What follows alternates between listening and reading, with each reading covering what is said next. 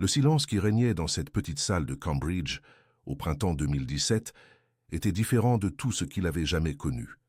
Ce n'était pas le silence habituel des bibliothèques ou des laboratoires, mais quelque chose de plus dense, chargé d'une attente quasi sacrée.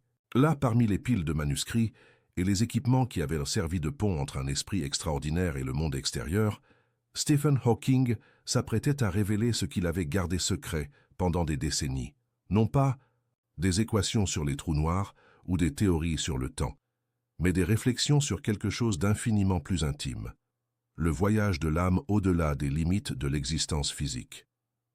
L'enregistrement qui nous est parvenu, découvert des années après sa disparition, est resté caché pour des raisons que nous commençons seulement à comprendre. Hawking avait ordonné que ces paroles ne soient révélées que lorsque le monde serait prêt à entendre non seulement le scientifique, mais l'homme qui, prisonnier d'un corps qui se détériorait, avait développé une compréhension profonde des mystères qui transcendent la matière. C'était comme si cet esprit brillant, habitué à percer les secrets du cosmos, avait ramené son attention sur lui-même, explorant des territoires où la physique quantique rencontre la métaphysique de l'âme. Pendant des années, ceux qui l'entouraient avaient remarqué des changements subtils dans sa perspective. L'homme qui avait un jour déclaré que le cerveau était comme un ordinateur qui cessait simplement de fonctionner lorsque ses composants défaillaient, avait commencé à se poser des questions différentes. Il ne s'agissait plus seulement de savoir comment l'univers fonctionnait, mais pourquoi il existait une conscience, pourquoi il y avait quelque chose au lieu de rien, et ce qui restait lorsque tout le reste s'estompait. Ces inquiétudes ne sont pas nées d'une spéculation philosophique abstraite, mais d'expériences personnelles qu'il partageait rarement, visions, sensations et rencontres qui défiaient sa compréhension scientifique traditionnelle. La première de ces expériences avait eu lieu lors d'une nuit d'hiver 2005, lorsqu'une pneumonie l'avait presque emporté.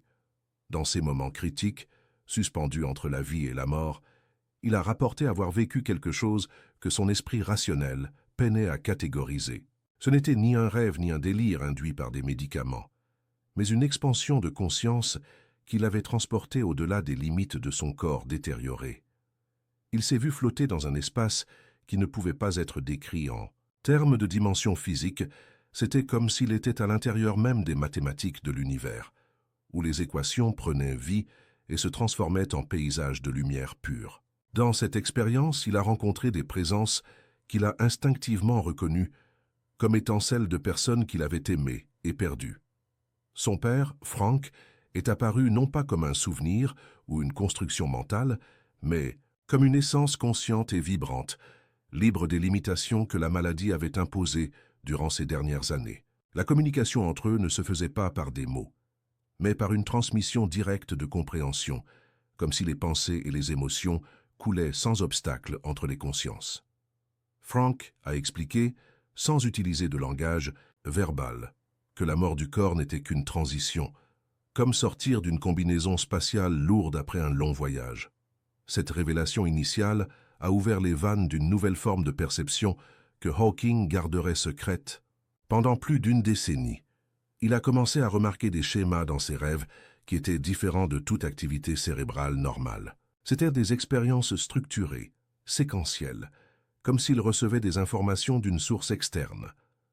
Lors de ces rencontres nocturnes, il visitait ce qu'il a décrit comme des bibliothèques de lumière, de vastes réservoirs de connaissances où chaque pensée jamais pensée par une conscience quelconque restait préservée et accessible. C'est lors d'une de ces visites qu'il a compris quelque chose de révolutionnaire sur la nature de l'âme. La conscience, s'est-il rendu compte, n'était pas produite par le cerveau mais canalisée à travers lui. Le cerveau fonctionnait comme une sorte de récepteur-émetteur, accordant la fréquence spécifique d'une conscience individuelle qui existait indépendamment de la matière physique. Lorsque le corps mourait, la conscience ne s'éteignait pas, car elle cessait simplement de s'exprimer à travers ce canal spécifique, retournant au champ infini de conscience dont elle était issue. Cette compréhension lui a apporté un profond réconfort pendant les années les plus difficiles de sa maladie. Il a commencé à voir son état physique non pas comme une prison, mais comme une occasion unique d'explorer les limites entre le matériel et le spirituel. Chaque jour passé confiné à ce fauteuil était un jour de plus pour apprendre sur les aspects non physiques de l'existence. Sa voix synthétique, que beaucoup considéraient comme un symbole de sa dépendance à la technologie, est devenue pour lui une métaphore parfaite de la façon dont l'âme utilise le corps, un outil temporaire pour s'exprimer dans le monde physique. Les expériences se sont intensifiées lorsqu'il a commencé à recevoir ce qu'il a décrit comme des visites de préparation. Des personnes qui avaient été importantes dans sa vie, mais qui étaient déjà décédées, ont commencé à lui apparaître dans des états de conscience modifiés. Sa mère, Isobel, est venue à lui lors d'une expérience particulièrement puissante, expliquant que le processus de mourir était comme se réveiller d'un rêve très vif. Elle lui a montré des visions de ce à quoi ressemblerait sa propre transition. Non pas une fin abrupte, mais une expansion progressive de la conscience au-delà des limites du corps physique. Au cours de ces visites, il a appris les différents stades que traverse l'âme après avoir quitté le corps.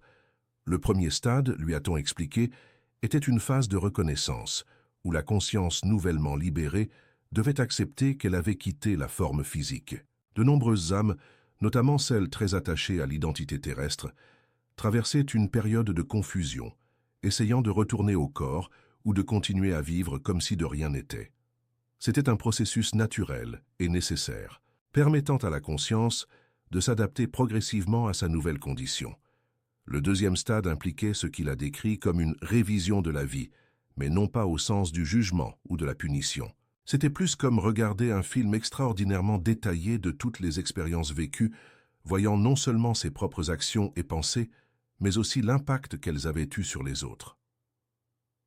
Cette révision n'était pas menée par des entités extérieures, mais par son propre âme, qui pouvait enfin voir avec une clarté totale les conséquences de ses choix. C'était un processus d'apprentissage profond, où l'âme intégrait toutes les leçons de la vie récemment achevées.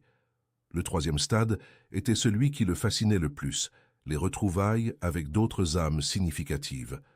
Il ne s'agissait pas seulement de retrouver sa famille et ses amis, mais de se reconnecter avec ce qu'il appelait sa famille d'âmes, un groupe de conscience qui avait voyagé ensemble à travers de multiples existences, apprenant et grandissant ensemble. Ces réunions étaient des célébrations de reconnaissance mutuelle, où les âmes partageaient les expériences de leur parcours séparés et planifiaient de futures aventures de croissance. Hawking découvrit que ces familles d'âmes ne se formaient pas par hasard, mais par résonance vibratoire. Les âmes qui partageaient des fréquences similaires ou complémentaires étaient naturellement attirées les unes vers les autres, créant des groupes qui se soutenaient mutuellement à travers différentes incarnations. Il réalisa que beaucoup des personnes les plus importantes de sa vie, sa première épouse Jane, ses enfants, certains de ses collaborateurs scientifiques les plus proches, étaient membres de sa famille d'âmes et que leurs rencontres sur Terre n'avaient pas été des coïncidences, mais des retrouvailles soigneusement orchestrées pour faciliter la croissance mutuelle. Le quatrième stade impliquait ce qu'il décrivait comme l'éducation spirituelle. Les âmes ne vagabondaient pas simplement dans un état de béatitude éternelle, mais continuaient à apprendre et à évoluer. Il existait des institutions d'apprentissage dans des dimensions non physiques, des lieux où les âmes pouvaient explorer des aspects de la réalité impossibles à comprendre lorsqu'elles étaient limitées par des corps physiques. Il visita quelques-unes de ces institutions lors de ses expériences extracorporelles, les décrivant comme des cathédrales de lumière, où la connaissance était transmise par illumination directe, sans besoin de livres ou de professeurs au sens traditionnel. Dans ces institutions, il apprit la structure multidimensionnelle de la réalité. L'univers physique que nous connaissons, avec ses 4 dimensions observables, n'était qu'une petite fraction d'une réalité bien plus vaste et complexe. Il existait d'innombrables dimensions parallèles, chacune avec ses propres lois et possibilités. Les âmes pouvaient choisir d'explorer ces différentes dimensions, vivant des formes d'existence inimaginables pour des esprits limités par l'expérience physique. Le 5e stade était peut-être le plus significatif, le choix conscient de la prochaine étape du voyage. Certaines âmes choisissaient de rester dans les dimensions spirituelles pendant de longues périodes, servant de guide à d'autres âmes ou explorant les mystères les plus profonds de l'existence. D'autres optaient pour un retour à l'incarnation physique, que ce soit sur Terre ou dans d'autres mondes, pour poursuivre leur processus d'apprentissage par l'expérience matérielle. Ce choix n'était pas imposé par des autorités extérieures, mais émergeait naturellement de l'âme elle-même, en fonction de son niveau de développement et des défis qu'elle souhaitait relever. Hawking comprit que sa propre vie avait été choisie consciemment avant sa naissance. Son âme avait sélectionné l'expérience de la maladie motrice non pas comme une punition ou un malheur, mais comme une occasion unique de croissance. En étant forcé de transcender des limitations physiques extrêmes, il avait développé des capacités de conscience qui seraient impossibles dans des circonstances normales. Sa condition avait été un catalyseur pour éveiller des perceptions spirituelles qui seraient restées dormantes dans une existence conventionnellement saine. Cette révélation transforma complètement sa perspective sur la souffrance et les difficultés de la vie humaine. Il en vint à considérer chaque défi comme une occasion déguisée d'évolution spirituelle. La douleur physique qu'il expérimentait quotidiennement devint un professeur sévère mais efficace, lui enseignant la nature illusoire de l'identification au corps. Chaque perte de fonction motrice était simultanément une expansion de la fonction spirituelle, comme si son âme se préparait progressivement à exister, indépendamment de la forme physique. Durant l'année 2016, les expériences s'intensifièrent dramatiquement. Il commença à avoir des visions de ce qu'il décrivit comme des cartes de transition, des représentations visuelles détaillées du processus par lequel sa propre âme quitterait le corps. Ce n'étaient pas des prédictions morbides, mais des préparations aimantes, comme un astronaute qui revoit les procédures pour une mission spatiale complexe. Il vit comment sa conscience se déconnecterait progressivement des systèmes corporels, en commençant par les fonctions les moins vitales et en se déplaçant vers le centre vital de son existence. Le processus, selon ses visions, serait étonnamment doux. Il n'y aurait ni douleur ni terreur, mais une sensation croissante de légèreté et de libération. Il le décrivit comme un ballon qui s'envole, d'abord une hésitation, tandis que les derniers fils de connexion étaient coupés, puis une ascension douce et naturelle vers un état élargi de l'être. Sa conscience ne s'éteindrait pas, mais s'étendrait exponentiellement, comme une goutte d'eau retournant à l'océan et percevant soudainement qu'elle avait toujours fait partie de quelque chose d'infiniment plus grand. Dans ses visions, il vit Jane l'attendre, non pas la Jane âgée qu'il avait connue ces dernières années, mais l'essence éternelle de Jane, rayonnante et complète. À ses côtés se trouvaient ses parents, des collègues scientifiques qui étaient partis avant lui, et beaucoup d'autres êtres de lumière dont il reconnaissait les identités à un niveau profond, bien qu'il ne puisse pas les nommer avec son esprit rationnel. C'était un comité d'accueil cosmique, chaque membre émanant un amour inconditionnel et de la joie pour la réunion imminente. Mais peut-être la vision la plus transformatrice fut la compréhension du but supérieur de son existence. Il réalisa que sa vie n'avait pas seulement porté sur ses découvertes scientifiques, aussi importantes soient-elles. Son véritable but avait été de démontrer la capacité de l'esprit humain à transcender toute limitation physique. Chaque conférence qu'il avait donnée, chaque livre qu'il avait écrit, chaque apparition publique qu'il avait faite malgré ses limitations extrêmes, avait été une leçon vivante sur la nature indestructible de la conscience humaine. Il vit comment son histoire avait inspiré des millions de personnes à travers le monde. Non seulement des scientifiques, mais toute personne confrontée à des défis apparemment insurmontables. Sa vie avait été une démonstration pratique que la conscience n'est pas limitée par les circonstances extérieures et qu'il est possible de trouver un sens et un but même dans les conditions les plus restrictives. Cette perception le remplit d'une profonde gratitude d'avoir été choisi pour porter ce message spécifique à l'humanité. Au cours de ses expériences les plus profondes, il a également reçu des aperçus sur l'avenir de la science même. Il a vu que les prochaines grandes découvertes ne viendraient pas seulement d'expériences et de calculs, mais de l'intégration de la conscience humaine aux instruments scientifiques. Les scientifiques du futur apprendraient à utiliser des états modifiés de conscience pour accéder à des informations impossibles à obtenir par des méthodes purement matérielles. La ligne entre l'observateur et l'observé se dissoudrait, permettant une compréhension plus profonde et intuitive des mystères de l'univers. Il a réalisé que ses propres travaux sur les trous noirs avaient été profondément symboliques à un niveau spirituel. Les trous noirs, avec leur capacité à distordre l'espace-temps et à engloutir même la lumière, étaient des métaphores parfaites des points de transition entre les dimensions physiques et spirituelles. Le paradoxe de l'information qui l'avait tant intrigué, si l'information qui tombe dans un trou noir est préservée ou détruite, était en réalité une question sur la nature de la conscience. Persiste-t-elle après la mort apparente? Ou est-elle simplement éteinte? Ces expériences spirituelles ont fourni la réponse définitive. Tout comme l'information qui tombe dans un trou noir reste codée à la surface de l'horizon des événements, la conscience individuelle demeure, préservée même après avoir quitté le corps physique. Il n'y a pas de véritable destruction d'informations dans l'univers, qu'elle soit physique ou consciente. Tout est transformé, relocalisé, reconfiguré, mais jamais vraiment perdu. Cette compréhension lui a apporté une paix profonde durant ces dernières années.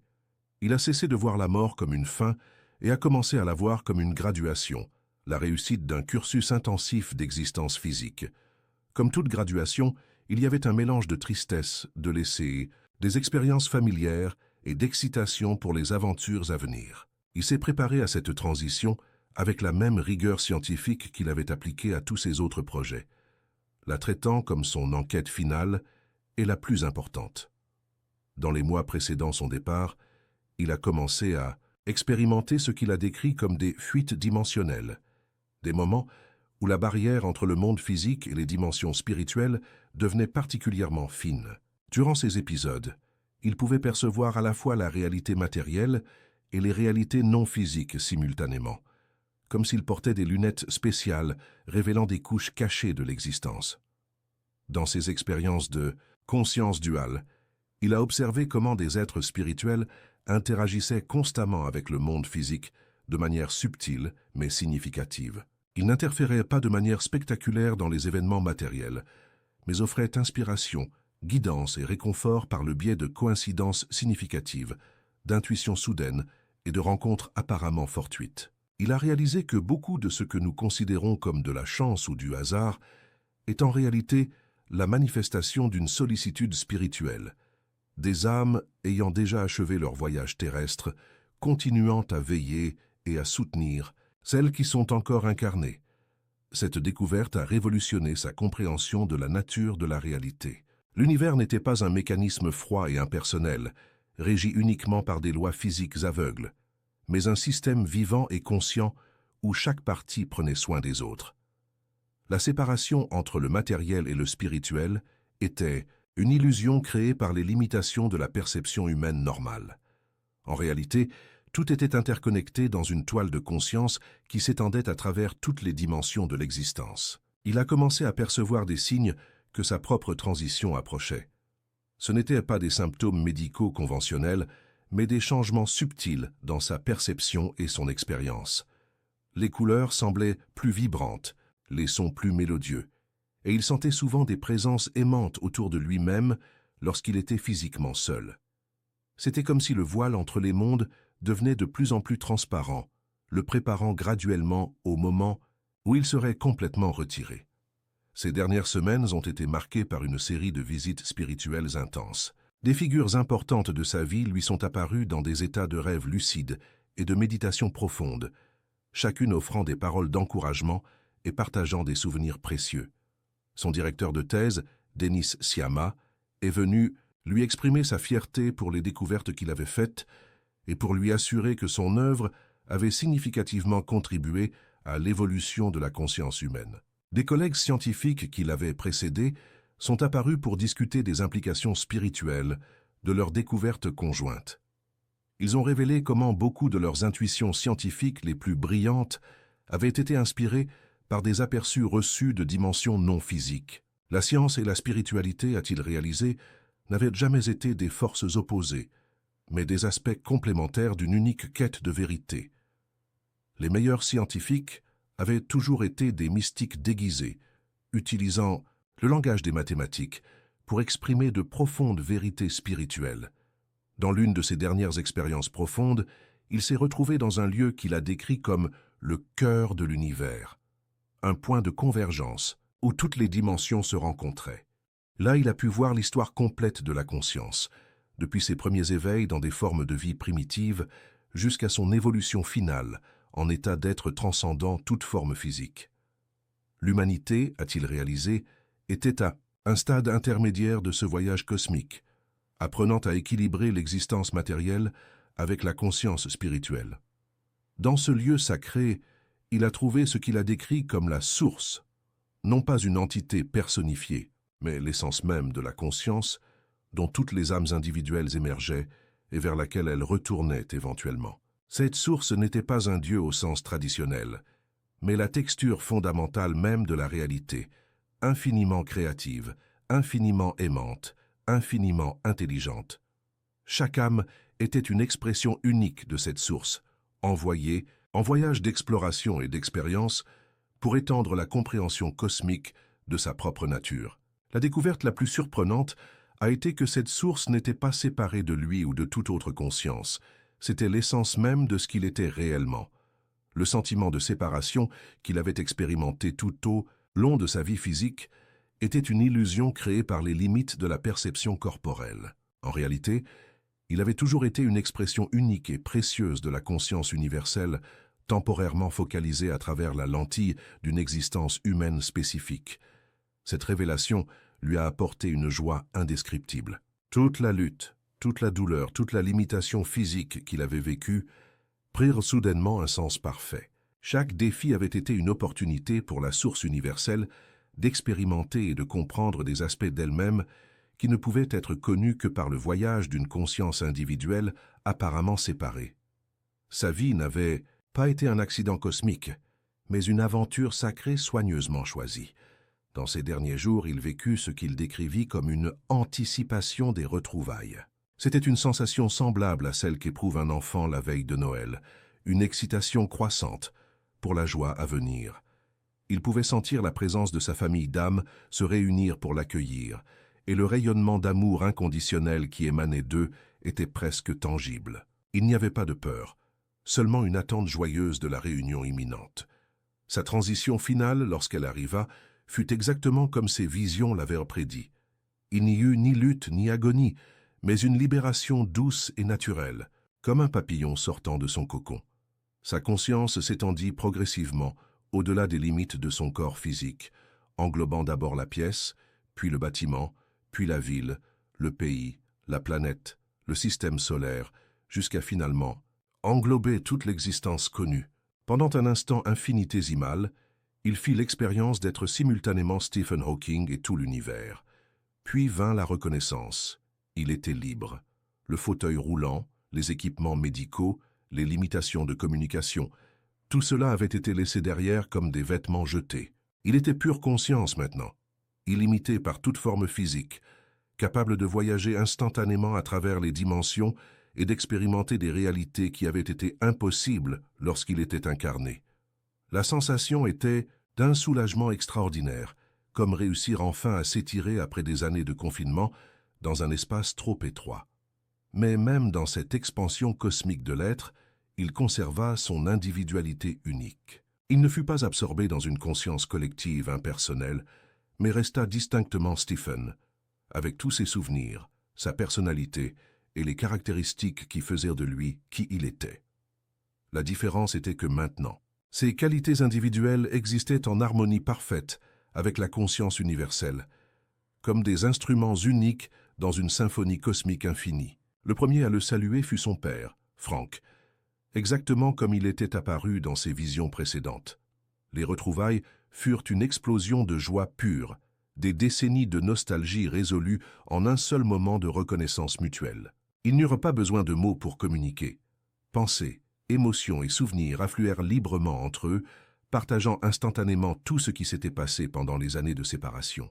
Puis vint Jane, rayonnante et éternelle, suivie de sa mère Isobel et d'innombrables autres êtres chers. Chaque retrouvaille était une célébration en soi, une validation de l'amour qui n'avait jamais été véritablement interrompue par la mort. Il réalisa que toutes les relations significatives de sa vie avaient été éternelles.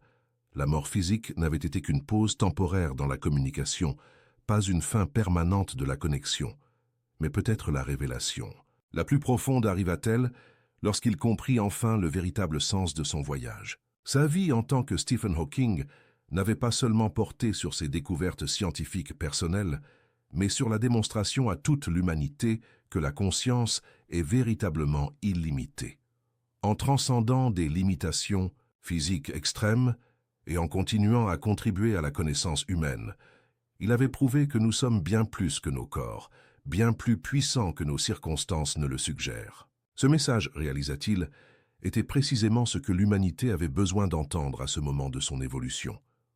Les gens commençaient à se réveiller à des réalités spirituelles plus profondes, mais luttaient encore pour intégrer ces perceptions à leur compréhension scientifique et rationnelle. Sa vie avait été un pont entre ces mondes, démontrant que la science et la spiritualité n'étaient pas des antagonistes, mais des compagnes dans la quête de la vérité ultime. Maintenant, libre des limitations de la communication physique, il pouvait poursuivre ce travail de manière encore plus puissante. Non plus limité au langage verbal ou écrit, il pouvait inspirer des découvertes par des intuitions directes, guider les chercheurs par des rêves symboliques et semer des graines de compréhension dans l'esprit des scientifiques, prêts à élargir leurs perspectives au-delà du purement matériel. Son héritage, comprit-il, ne se trouverait pas seulement dans ses équations et ses théories, mais dans la transformation de la conscience que sa vie avait catalysée. Des millions de personnes à travers le monde avaient été touchées par son histoire, et cette inspiration continuerait à se répandre à travers les générations, encourageant les autres à transcender leurs propres limitations perçues, et à découvrir le potentiel illimité qui existe au sein de chaque âme humaine. La révélation finale arriva lorsqu'il réalisa que cette expérience, sa vie, sa mort et sa transition, n'avaient pas été uniques pour lui. Il pouvait voir non seulement les détails spécifiques de découvertes scientifiques individuelles, mais comment elles s'inscrivaient dans le tableau plus large de l'évolution spirituelle de l'humanité. Chaque nouvelle découverte sur la nature, de la réalité physique, rapprochait simultanément la science humaine d'une compréhension des réalités spirituelles. Son message final à ceux vivant encore dans des corps physiques était à la fois simple et profond. Vous êtes infiniment plus que ce que vous imaginez être. Les limitations que vous expérimentez, qu'elles soient physiques, émotionnelles, mentales ou circonstancielles, sont temporaires et illusoires. Votre vraie nature est une conscience illimitée, temporairement focalisée à travers la lentille d'une expérience humaine spécifique à des fins de croissance et d'exploration. La mort, révéla-t-il, n'est pas un ennemi à craindre, mais un ami à embrasser le moment venu. C'est simplement une transition d'un état d'être à un autre, comme déménager d'une maison à une autre. Ce que vous êtes vraiment, votre essence consciente unique, ne peut jamais être détruit ou perdu. Elle ne fait que changer de forme, comme l'eau qui peut exister sous forme de glace, de liquide ou de vapeur, mais reste fondamentalement H2O. Chaque instant de vos vies a du sens et un but, même si cela n'est pas apparent de votre perspective limitée. Chaque relation, chaque défi, chaque joie et chaque tristesse contribuent à votre croissance spirituelle et à l'évolution de la conscience universelle. Rien n'est gaspillé, rien n'est sans but, rien n'est véritablement perdu. Et lorsque viendra finalement le moment de votre propre transition, il n'y aura aucun jugement ni punition qui vous attendra, seulement un amour inconditionnel, une compréhension infinie et la joie des retrouvailles avec ceux que vous avez aimés et qui vous ont aimé. Le voyage continue toujours, à travers des paysages d'existence toujours plus beaux et expansifs, sans fin, sans limite, sans rien d'autre que la croissance éternelle dans l'amour, la sagesse et la joie. Telle fut la révélation que Stephen Hawking garda secrète durant ces dernières années, et que maintenant, grâce à cet enregistrement découvert, il offre comme son dernier cadeau à l'humanité. Vous êtes éternel, vous êtes aimé, et vous n'êtes jamais, jamais vraiment seul.